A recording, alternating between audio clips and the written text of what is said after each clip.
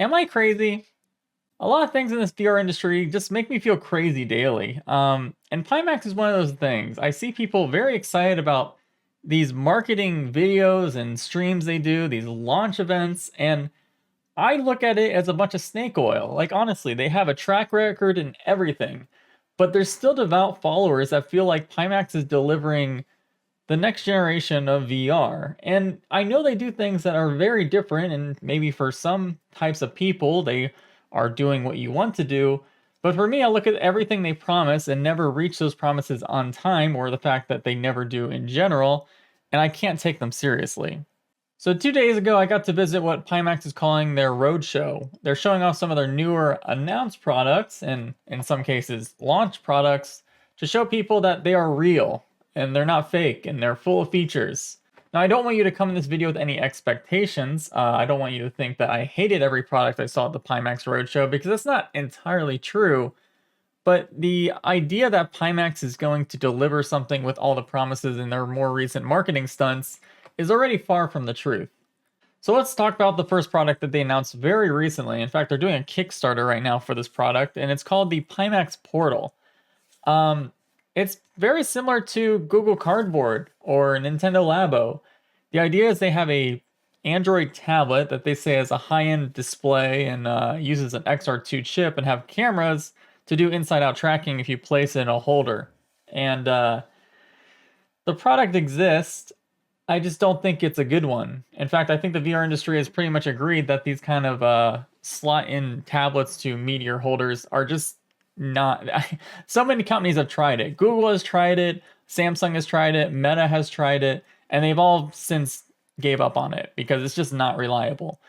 Yes, the display on inside this Pimax portal is good, but once you slot it into the headset, when I tried it on, I noticed a really big flaw right away. And I asked people around that were there, the Pimax employees, about this flaw, and they all looked at me like I was either crazy, again, or they didn't know what I was talking about. So the portal uses some really high resolution QLED displays with mini LED. Colors look good, resolution looks good, FOV even looks good in this holder. But the one problem is these displays in VR mode don't seem to run at what is called a low persistence. You might not know what this is. If you watch my channel for a long time, you definitely know what it is. But just a recap, every VR display that's in a fully like productized VR headset, they either flash the backlight around 10% of the full frame, or if it's OLED, they flash every pixel. And the reason they do that is they're trying to have a low persistence or low duty cycle, which removes a huge motion blur effect, because when your eyes see every frame and you move your head fast, it can make you sick, genuinely nauseous.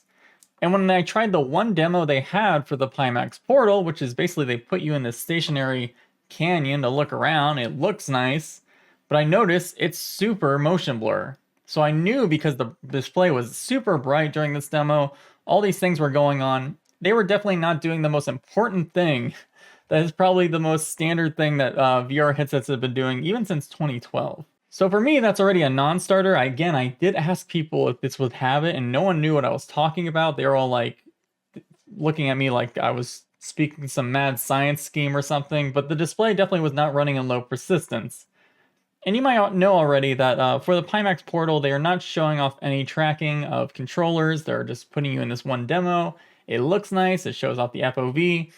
But the actual headset that you put on, and it has a very basic soft strap, but basically very similar to the Google Daydream front that just snaps in.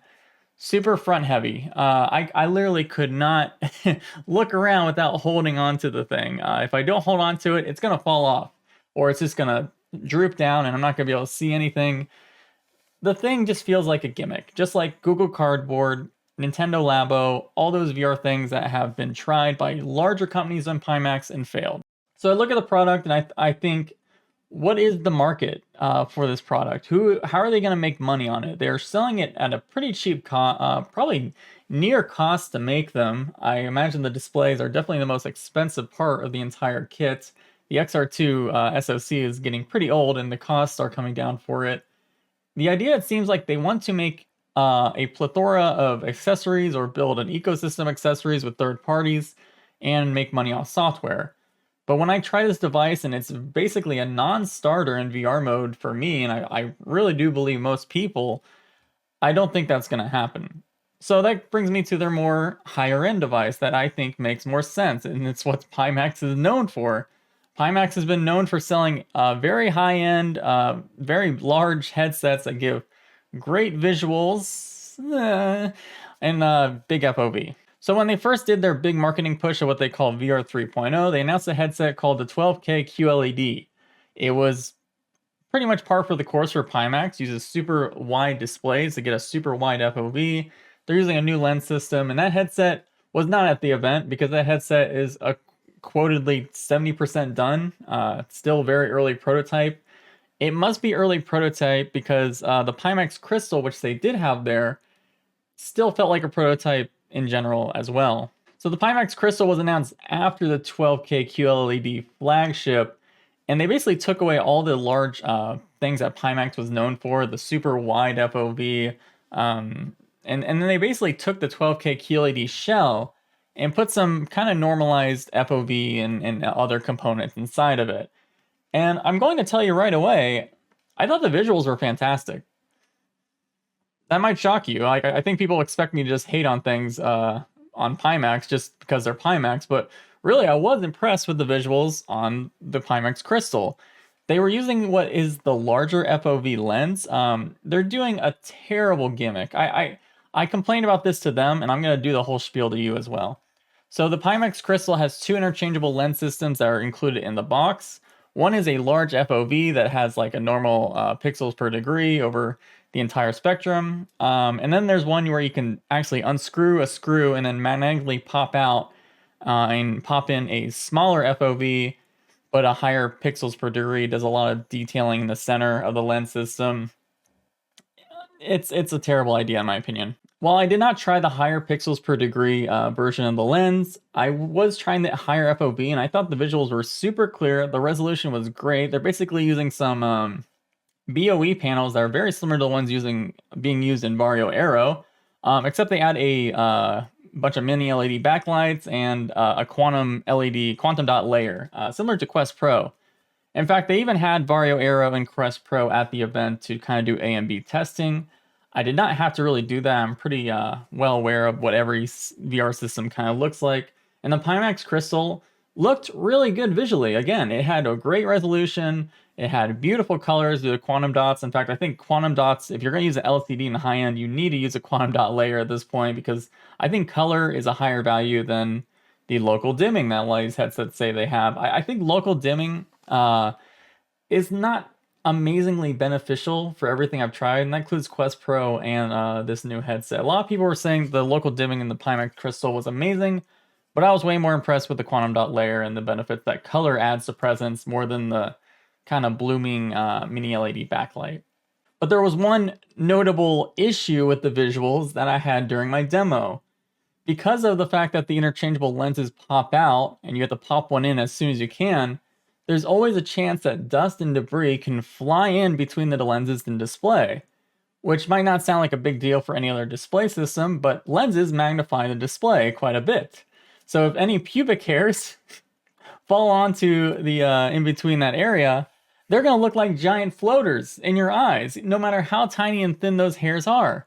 And yes, my demo had some, what I would almost call pubic hairs inside of the view.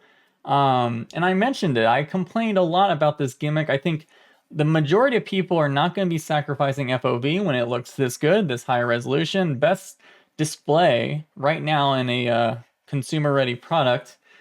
And they were basically the excuse they gave me was there's a plastic layer between the display and the lenses that you can wipe off all the debris if you get any on there.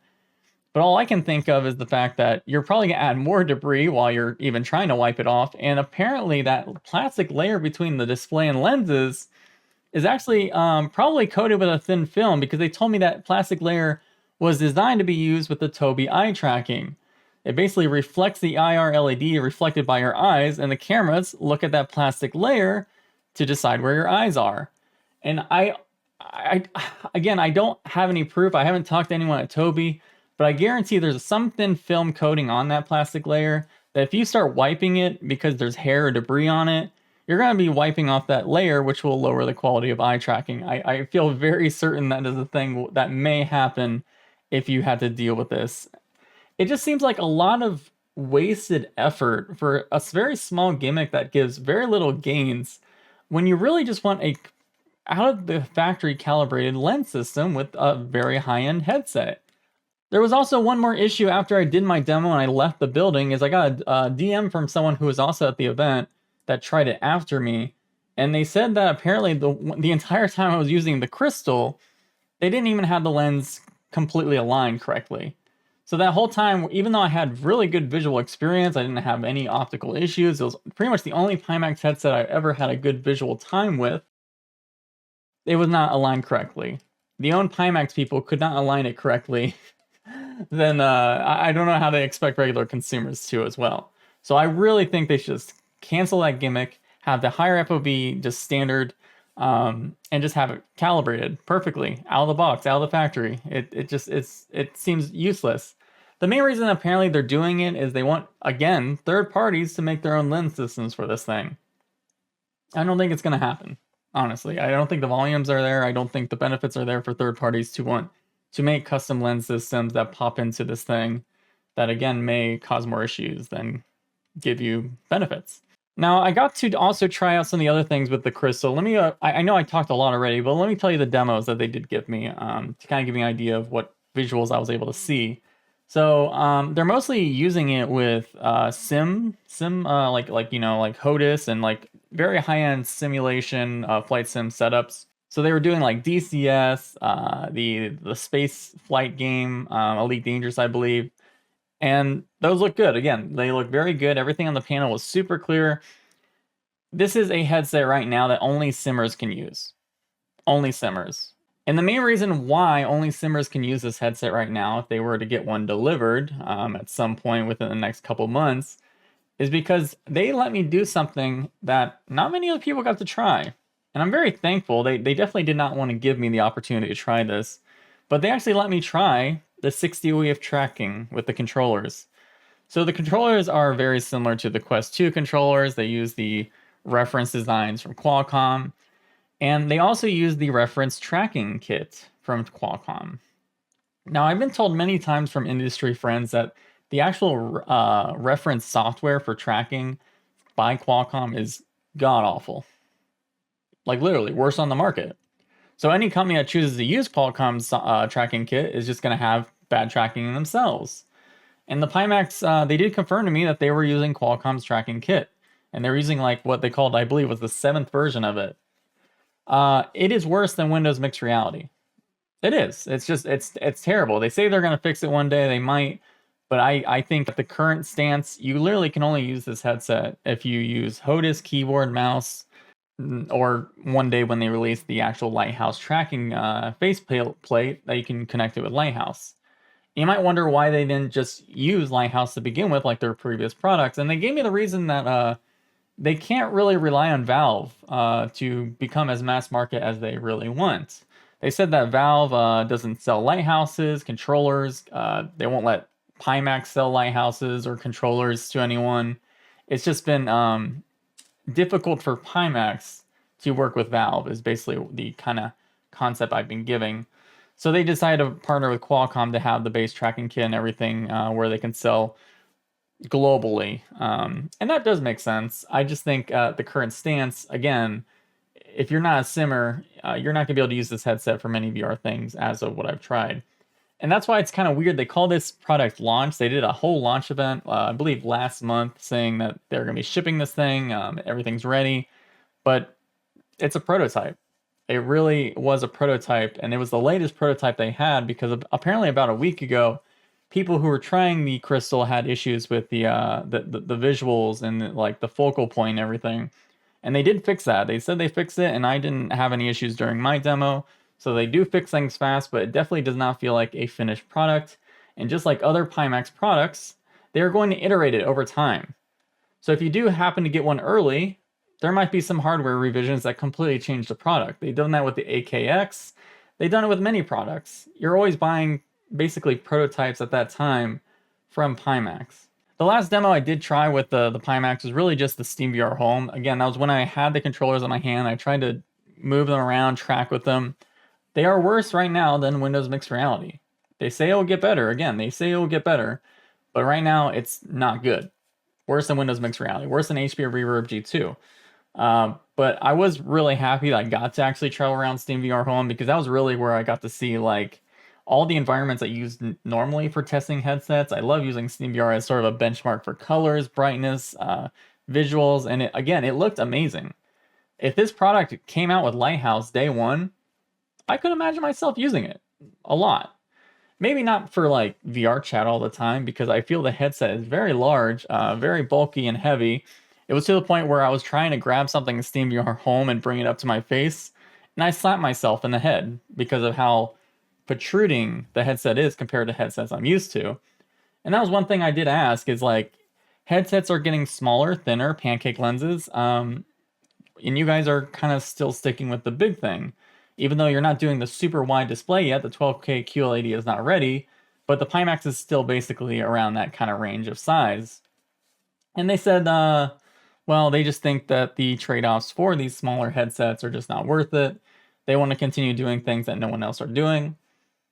It seems to work for them, for a niche group of people. So my final thoughts on Pimax Crystal, let me just say right now, is visuals are amazing. They're amazing, but the trade-offs are so many. If you want to buy this as a standalone headset, that doesn't even exist yet. It doesn't. It works as a PC VR only simmer headset at the moment. A very good one. If you are interested in the Pimax Portal for a VR headset, buy a Quest 2. I think I don't like the idea of buying a tablet that can be turned into a VR headset, because even the cheapest VR headset that was designed from day one and to be a VR headset is going to be better, more comfortable, more usable than anything that is slotted into a shell of a device. So yeah, those are my final thoughts on the Pimax Roadshow that I went to. I am very thankful that they were kind to me and let me try everything. I'm very vocal about Pimax. I'm sure they knew that when I came in, but I mean, I got to try the things, and it's hard. It's hard to put a thing on Pimax, because they kind of continue releasing new products instead of focusing all their R&D on one thing.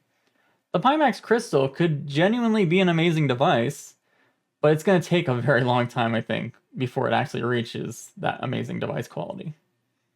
All right, that's everything. I want to thank you for watching this video, my opinions and my experiences that, again, make me feel crazy when I read some comments on the internet, but that's basically what I come out of. It was an interesting experience. I'm very impressed with the displays and lenses they're using. Wish they were the only lenses they were using, and that's it. These are all my Patreon people that support me. If you want to support me too to continue doing stuff like this, very much appreciate it. Yeah, bye.